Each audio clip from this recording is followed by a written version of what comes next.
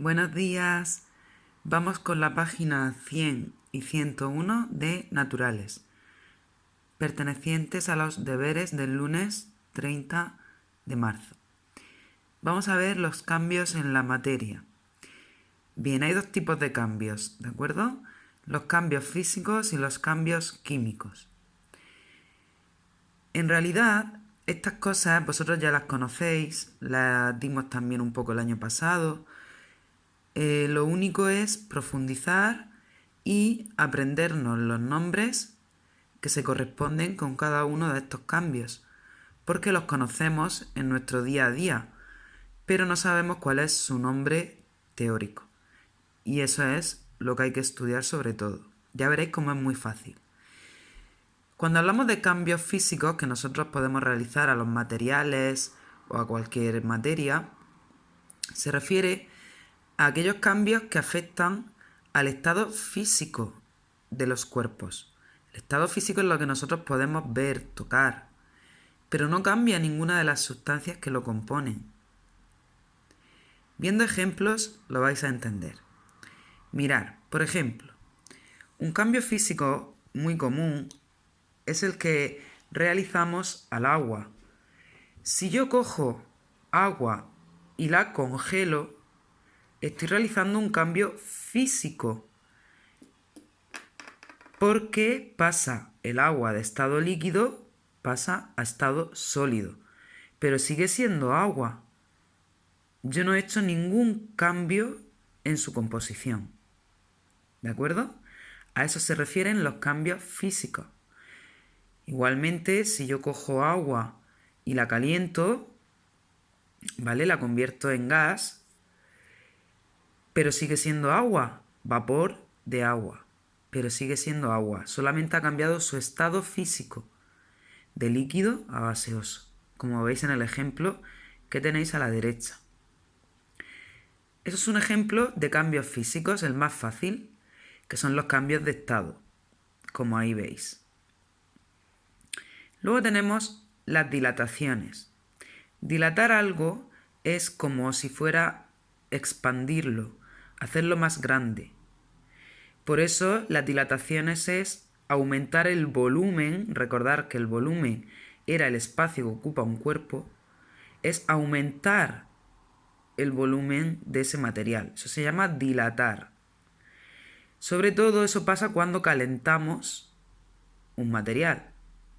¿De acuerdo? Si yo cojo un mineral, una roca, y le aplico calor, se va a convertir en un líquido que va a ocupar mucho más volumen, más espacio, que se va a dilatar, se va a hacer más grande. ¿De acuerdo? Bien. Otro cambio físico que podemos aplicar a la materia. Pues un cambio en el movimiento es simplemente cambiar la posición o la velocidad. Cuando se aplica una fuerza, por ejemplo, el cambio de movimiento en un coche que tenéis ahí de juguete. Si yo aplico una fuerza con mi dedo, estoy produciendo un cambio físico, lo estoy cambiando de lugar, pero sigue siendo el mismo coche. ¿Verdad? Bien. Por eso no es un cambio químico, sino físico. Solo cambio su posición, pero el coche sigue siendo el coche. Bien. Siguientes cambios físicos. Las deformaciones. Tenemos tres tipos de maneras o formas de deformar un material. Las conocéis, lo habéis hecho muchísimas veces, solo hay que aprenderse los nombres y entenderlo. Rotura, pues, ¿por qué deformo yo ese material? Porque lo rompo, como un vaso de cristal. Se cae y cambio su estado físico, pasa de estar completo a estar roto, pero sigue siendo un vaso de cristal. Otro tipo de deformación, la deformación plástica. Por ejemplo, si yo cojo la plastilina y la aprieto, la estoy deformando, pero sigue siendo plastilina. Deformación elástica, pues eso se refiere a, por ejemplo, cuando yo estiro una goma, pero si la dejo de estirar, vuelve a su posición y sigue siendo una goma.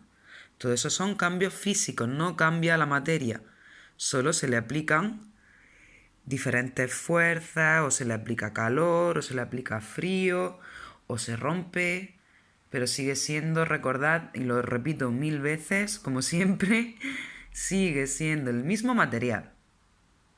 Vale. Vamos a pasar a los cambios químicos. Los cambios químicos, al revés que los físicos, son aquellos que transforman la sustancia que teníamos en otra nueva. También se llaman reacciones químicas. Con los ejemplos lo vais a entender mejor. Fijaros, un tipo de cambio químico que yo le puedo aplicar a una materia se llama oxidación. Oxidación se refiere a oxígeno. Es una reacción química que se produce cuando yo cojo una sustancia y la combino con el oxígeno. Por ejemplo, a veces decimos, este hierro, por decirlo comúnmente, está oxidado. ¿Qué le ha pasado a ese hierro? Pues bueno, pues que al estar mucho tiempo expuesto al oxígeno, pues cambia, se pone de color como naranja, ¿verdad? Y está oxidado. En ese caso, el hierro sí ha cambiado. No está como estaba antes, eso es un cambio químico. Las combustiones. Todo lo que sea combustión se refiere al calor. Y tienen que ser sustancias que puedan cambiar de forma cuando se le aplica un calor y cuando arden. No todos los materiales son combustibles. Los más comunes son el carbón, la gasolina, la cera. Entonces, cuando ese material cambia por haberle aplicado calor, por arder, eso se llama una combustión. Las fermentaciones. Bien, esto supongo que lo habréis visto muchas veces, ¿vale? Es cuando, por ejemplo, una sustancia, digamos, como que se echa a perder, ¿no? Se fermenta. Por ejemplo, si dejamos una fruta, ¿vale? Y aparecen bacterias, cuando pasa mucho tiempo, se ha producido una fermentación. Pero no solo en esos casos, también pasa, por ejemplo, con la leche, a veces, pues hay que fermentarla para conseguir queso, yogur. Y ese tipo de reacción química, y sigue siendo química porque nos cambia la sustancia original, la producen bacterias o levaduras, en el caso de las fermentaciones. ¿De acuerdo? Bueno, podéis buscar también ejemplos y material en internet, en la página web de Anaya, del libro, que lo hemos visto en clase muchas veces. Seguro que ahí podéis también encontrar ejemplos. Cualquier duda, me lo consultáis, ¿de acuerdo? Bueno, un besito muy grande y ánimo. Hasta luego.